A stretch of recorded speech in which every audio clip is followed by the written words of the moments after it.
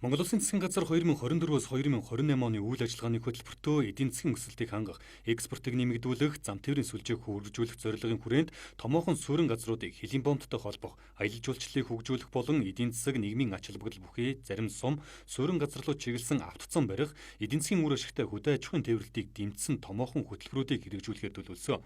За үүнд Төв Азийн эдийн засгийн хамтын ажиллагааны 4C коридорт хамаардаг баруун урт бичиг чиглэлийн автоцом хамаардаг. Иймд тус зам нь хатуу болсноор Монгол улсаар дайран өнгөрөх Ази Европыг олсон автозамын сүлжээ нэгээр нэмэгдэж, бичгтийн бомтонд замын үд бомтын дараа орох томоохон бомт болон хөгжих, улмаар бүгд найрамдах Хятадд улсын Танжин, Жинзоу, Далян зэрэг бомтоор дамжин зүүн хойд Азийн улсуудтай худалдаа хийх боломжийг бүрдүүлж өгөх зэрэг эдийн засгийн чухал ач холбогдолтой.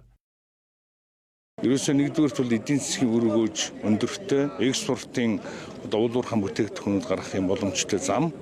Эсвэргээрээ бас урдаасаа импортын ачаа бараа орж ирэх, ард иргэд зах зээлтэйг ойртох юм боломжтой.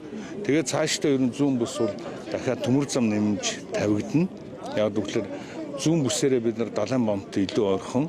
Ерөөсөө дөнгөж одоо энэ бичих зүү атвчийг гараад Хятадын төмөр замд холбогдоод энэ төмөр зам бол цаашаа Жинжэв бомт гэж очиж холбогддог. Тэгээд энэ бомтоор одоо 2 дахь 3 дахь зах зээл гарах юм боломж олцоо бүрдэж байгаа гэсэн. Бид төлөөс хамгийн хоёр зүүн бүсийн болон баруун бүсийн хамгийн чухал хоёр замаа л үлдээсэн. Бусад бүх замаа үндсэндээ бол тансан. Тэгэхгүй бол одоо улсын төсөв сая тодтолсон та бүгд харсан бах.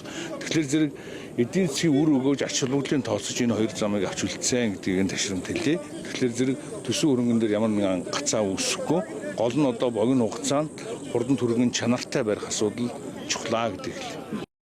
Мөн Сүхбаатар аймгийн эдийн засагт хөдөө аж ахуй, мал аж ахуй болон уулуурхайн салбар зөнхөлдөг бөгөөд дээрх салбаруудад түшиглэн мах боловсруулалт, аялал жуулчлал, бүс нутгийн худалдаа зэргийг хөгжүүлэхэд чухал нөлөө үзүүлэх юм а. Мөн зүүн бүсийн хөгжлийн зорилтод зүүн хойд Азийн орнуудтай эдийн засгийн харилцааг өргөжүүлэх хан хинтийн нуруу, Дорнод Монголын байгалийн экосистем, дэлхийн өв бурхан халдун, их эзэн Чингис хааны төрт ёс, түүх соёлын өвд түшгэлсэн түүхэн аялал жуулчлалын төрөлцсөн бүс бөгөөд эрчимдсэн хөдөө аж ахуйн дид бүс болгох, тээвэр логистикийн нэгдсэн сүлжээ, бомт, чөлөөт бүс, тусгай бүсийг хөгжүүлэхээр тусгасан нь ажил хэрэг болж байна.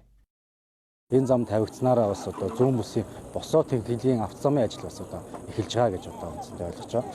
Эдийн засгийн үр өгөөжөө зүүн бүс нутаг түүх аялал жуулчлалын бүс нутаг болно гэж байгаа.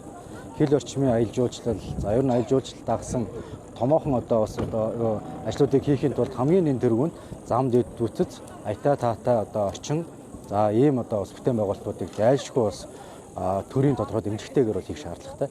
Тийм учраас бол одоо энэхүү аялал жуулчлалын гол бүс болоход Дайрганг, Шилийн богд, за бурхан халдун, за мөн одоо дэлгүүн болдог тийм ээ, халах гол гээд энэ зүүн бүсийн энэ алтан гурвалжинг одоо үндсэндээ хөгжүүлэхэд маш чухал ач холбогдолтой гэж одоо үндсэндээ үзэж байгаа. Баруун урт бичигт чиглэлийн автозамыг барих тухай олон жил яригдж ирсэн. Зам дагаж хөгжил ирнэ гэдгээ. За энэ ч утгаараа Сүхбаатар аймаг зүүн бүсийн иргэд цаашлаад Монгол улсын эдийн засгийг дэмжихэд ихээхэн ач холбогдолтой. Одоо энэ олон улсын зэрэгтэй одоо манай бичиг бомт ч юм уу 2 дахь замыг одоо далаад хамгийн одоо гарцтай. Манай гişүүд яриад. Тийм болохоор одоо энийг дагаад бол ялангуяа манай сумын ард иргэдийн амьд. Тэгээ цаашлаад одоо Сүхбаатар аймаг үр цаашлаад Монгол улсын эдийн засгт бол нэлээд ач холбогдолтой зам. Баруун урд бичиг чиглэлийн хатуухан автозам ашиглалтанд орсноор Монгол улсаар дайран өнгөрөх Ази Европыг олсон автозамын сүлжээ шинээр нэмэгдэж, бичгтийн бомтон замын үд бомтын дараа орох томоохон бомт болон хөгжих ирээдүй харагдаж байгаамаа.